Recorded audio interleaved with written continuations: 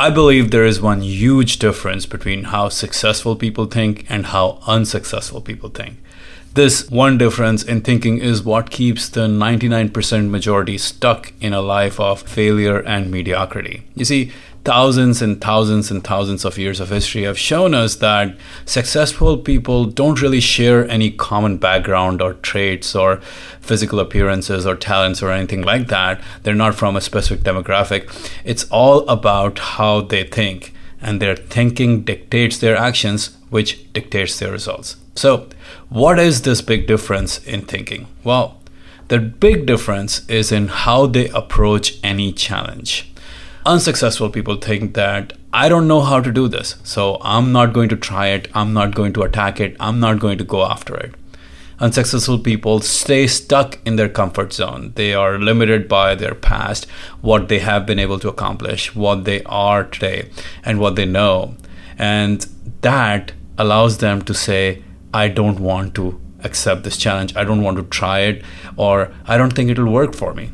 So they say to themselves, I don't know how to do this, so I will stop myself from trying it. On the other hand, successful people think, I want to do that thing. I'm not sure how to do that thing, but I need to figure it out and I will figure it out.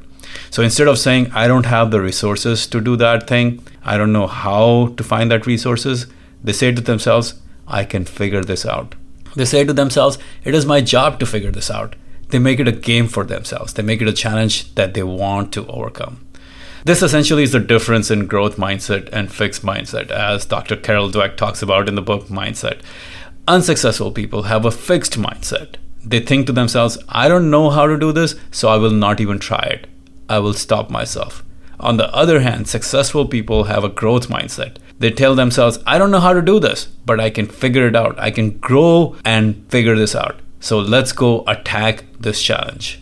When I was reading the biography of Elon Musk, I came across a very interesting story. Right after he had sold PayPal and made around $250 million, he decided that he wanted to build a rocket company. He wanted to build it because he wanted to be able to colonize Mars. But he didn't really know how to build rockets. So instead of stopping himself and trying to think, I don't know how to build rockets, so I'm not going to build a rocket company, he decided to figure it out by reading books on that topic, literally by doing that. So one day, while all his friends were at the pool celebrating the sale of PayPal and all the money they had made, he was sitting by the pool reading books and papers on building rockets. All of his friends were trying to dissuade him from building a rocket company. They thought he had gone crazy. They said, this is what governments are supposed to do. This is not what private enterprises do. They were convinced that Elon was going to waste his $250 million on this crazy idea, and they were really trying to stop him from building a rocket company. But Elon was committed to figuring this out. So he didn't really stop himself because he didn't have a government backing or he didn't know how to build rockets. He actually figured it out by reading books, by reading manuals, by reading research papers, by just going after it and figuring it out. You see, Elon Musk is the epitome of someone who has a growth mindset.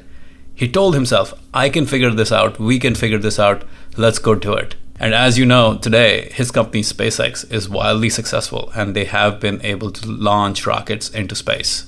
There's another story that comes to mind, the story of a little girl. And I read this story in the book Mindset by Dr. Carol Dweck. This little girl was born premature. She was 20th child in a family of 22 children, and she nearly died at the age of 4 because she had pneumonia and scarlet fever. And after that, she was stricken with polio, which left her left leg mostly paralyzed, and the doctors gave her no chance of ever using her left leg again, so they put the left leg in a brace. But this little girl was not going to be stopped. She was obsessed with the idea of running, so at the age of 9, she removed the braces from her left leg all by herself against the advice of the doctors. She went through physical therapy till she was 12, and even while the doctors were of the opinion that she could not walk independently, she entered her first race without braces at the age of 12. And at the age of 16, she entered the Olympics and competed in the 200-meter dash. She lost that race. And then at the age of 20, she competed in the Olympics again, in the 1960 Rome Olympics. This time she won 3 gold medals: the 100-meter dash, the 200-meter dash, and the 400-meter relay. And she was hailed as the fastest woman on earth. Her name is Wilma Rudolph.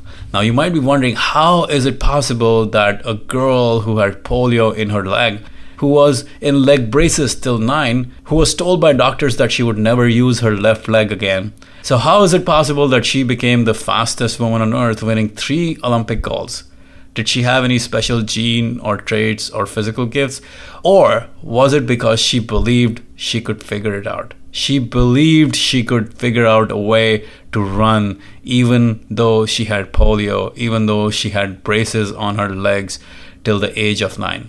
You see, she had a growth mindset. She decided to figure it out, and that is why she became so successful.